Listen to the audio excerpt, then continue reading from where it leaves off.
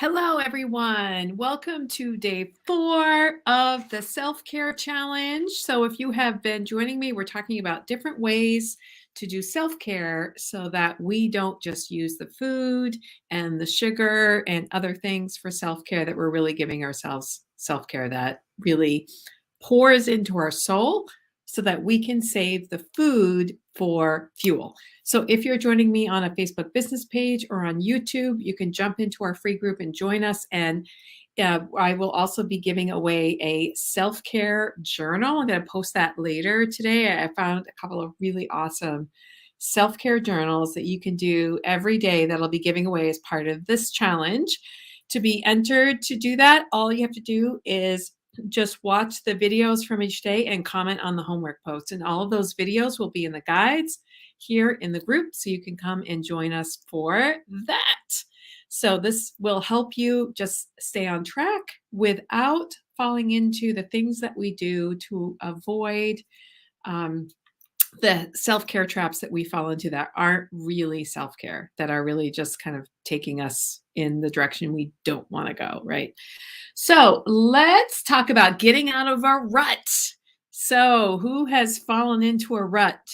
There is a great saying that says a coffin and a rut are basically the same thing, but just different proportions.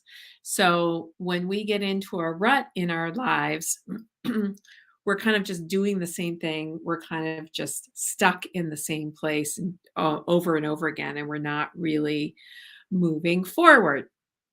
And there's a term called languishing that became popular during the pandemic, which is basically you're not really going anywhere. You're not really moving forward. You're not really moving backwards. Some people argue that there is no such thing as standing still, that if you're not actively moving forward, then you are actively moving backwards, even if you're not engaging in things that are really like taking you backwards, but you're not doing things that are moving you toward where you want to go.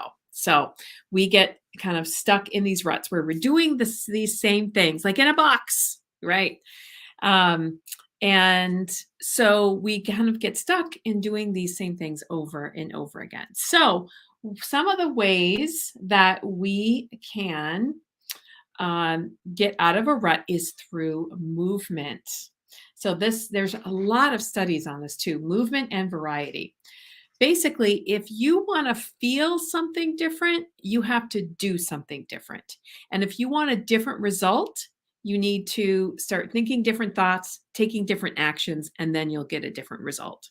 Um, so basically, all of our results are coming from all of our thoughts that we're having. So, in terms of just movement, a lot of times we get stuck in the same thoughts over and over again. So, it's really easy. Have you ever been just in kind of in a funk, and you're sitting in your bed or you're sitting on the couch and you just keep thinking the same thoughts over and over again? You're kind of in the same place. It's hard to think of anything different, and it's hard to figure out the way to move forward. And that's, you're kind of stuck in that rut. So, one of the ways to get out of that is actually movement. So, did you know that even just sitting in a different spot can help you think different thoughts? Getting up and moving around the room can help you think different thoughts. Also, your eyes and your brain are wired together. So, if you're having trouble thinking different thoughts, you can even move around the room and open your eyes a little wider. I know it sounds kind of crazy, but if you think about all of our expressions, they're wired with our eyes, right? So, when we have our eyes wide open, we're curious, or if we're angry, we're maybe like shutting our eyes a little more. So they're really wired together. So just get up and move around.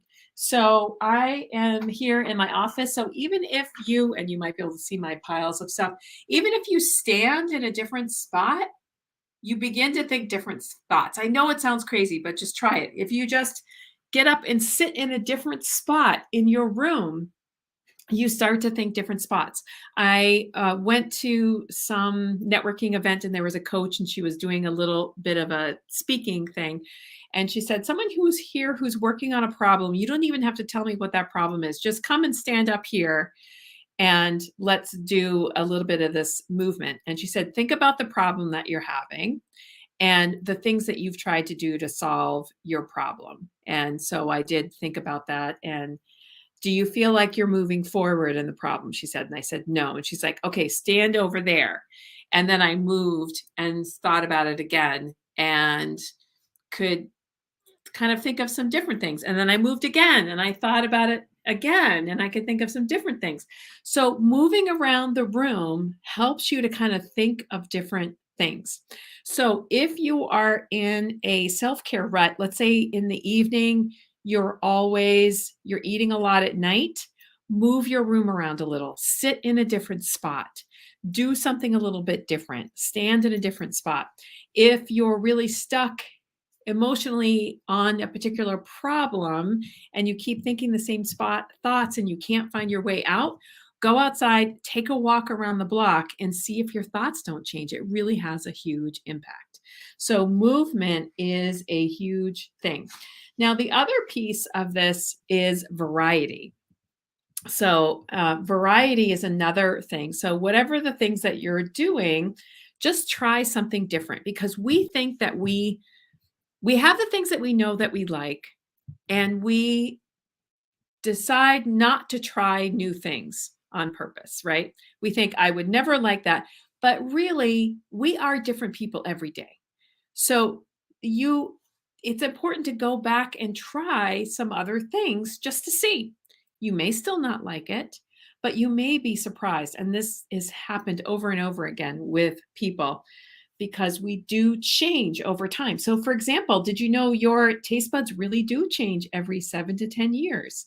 So, if you've been eating the same foods, try some new foods because they may have a new impact on you. If you always take the same route, try walking the route backwards.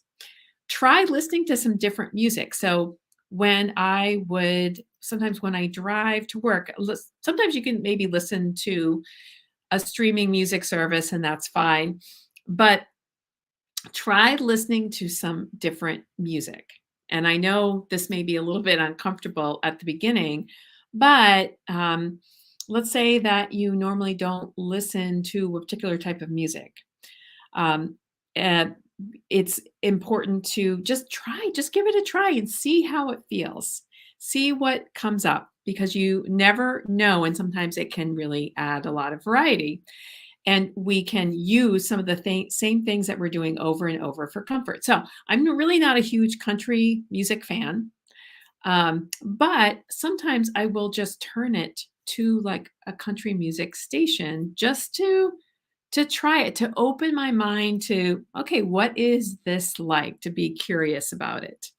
Or just different types of radio. What are these people thinking? What is happening over here? Because the variety can give you new perspectives on things. Even though we think we only like this one thing, I think it's really important to have the variety, and that can start to get some stuff moving in your mind and in your body so that you can really find the self-care that's going to be nourishing you instead of just falling into the same thing over and over again. So, cleaning out a room, rearranging a room, learning a new craft, trying something different, all of these things can really help to shake things up for you. So, that's the tip for today is variety and movement. So to try what new thing could you try in your life? What new position or movement can you add to your life and see what that feels like? If you sit in a different spot, do you get a different result? When are there times that you're feeling stuck, can you get up and walk around? So I will post that later and I will post the homework.